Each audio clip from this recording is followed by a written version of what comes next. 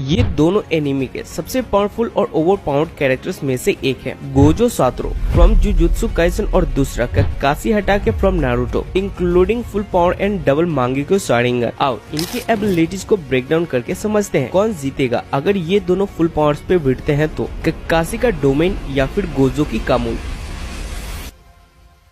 Gojo के पास infinity है जिसके मदद से उसके आसपास की कोई भी चीज डायरेक्टली उसको टच नहीं कर सकती क्योंकि वो इन्फिनाइट डिस्टेंस क्रिएट कर देता है। ये पैसिव एबिलिटी है, मतलब काकाशी के कोई भी डायरेक्ट अटैक्स चाहे ताइजुत्सु हो या फिर निंजुत्सु गोजो को छू नहीं सकता अनलेस वो डोमेन एक्सपेंशन के अंदर हो। Reverse curse technique plus regeneration ability भी है जिससे गोजो खुद को हील कर सकता है रैपिडली, तो अगर कभी चोट भी लग जाए तो वो भी इंस्टेंटली रिकवर कर लेता है। डोमेन एक्सपेंशन या फिर अल्टीमेट वॉइड, गोजो अपने डोमेन में ओपोनेंट्स को ट्रैप करता है जहां उनका ब्रेन इतनी इंफॉर्मेशन से ओवरलोड हो जाता है कि वो हिल भी नहीं पाता। और इनकी speed and reflexes lightning fast है, मतलब लाइटनिंग से भी तेज। महितो जैसे कर्स्ड यूजर उसकी स्पीड को समझ भी नहीं पाया था।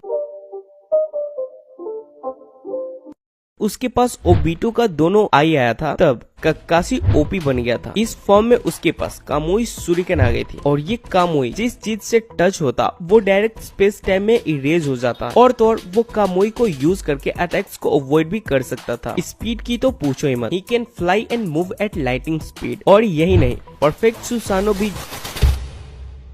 इस वाले सेक्शन को हम लोग 3 राउंड्स में कैलकुलेट करेंगे ताकि समझने में आसानी हो सके विदाउट दिए दिमाग को प्रेशर।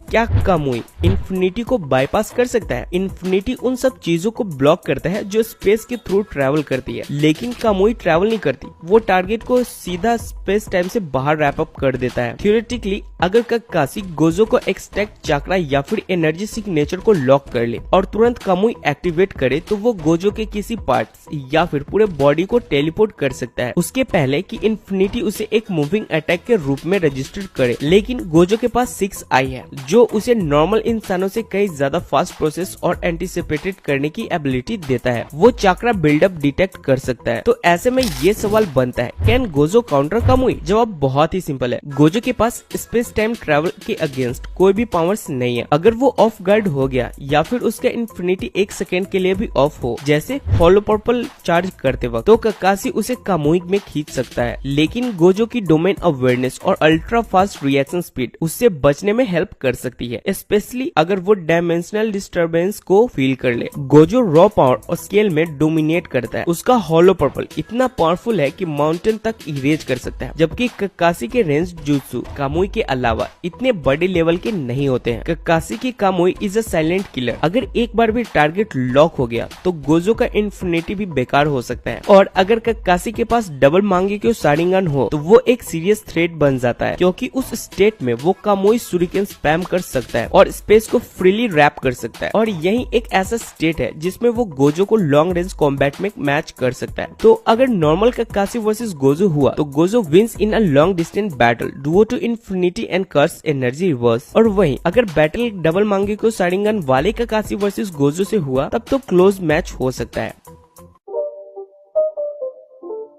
काकाशी हटाके ताइजुत्सु मास्टरी हासिल कर रखा है। काकाशी की स्पीड और रिफ्लेक्सेस एक्सेप्शनल है। शारिंगन की वजह से एनिमी के मूवमेंट्स को प्री रीड कर सकता है, जिससे उसकी काउंटर और डॉजिंग और भी लिथल हो जाती है। स्पीड एंड परफेक्शन, काकाशी ने गाय के साथ स्पेयरिंग की है फॉर इयर्स, जिसका मतलब है कि वो एक्सट्रीम स्पीड और स्ट्रेंथ से भी कॉपी कर सकता है। लाइटनिंग ब्लेड एक क्लोज रेंज फिनिशर है। अब बात करते हैं सातोरू गोजो की। इनके पास इनहांस्ड रिफ्लेक्सेस है, जो कि रिफ्लेक्सेस ह्यूमन लिमिट्स के बाहर है। सुकुना जैसे फास्ट अटैकर से भी बचा हुआ है। और लिमिटलेस बैरियर, जिसको आप लोग इन्फिनिटी के नाम से भी जानते हो, जिससे क्लोज कॉम्बैट में कोई भी अटैक्स गोजो को टच नहीं कर सकता जब तक कि वो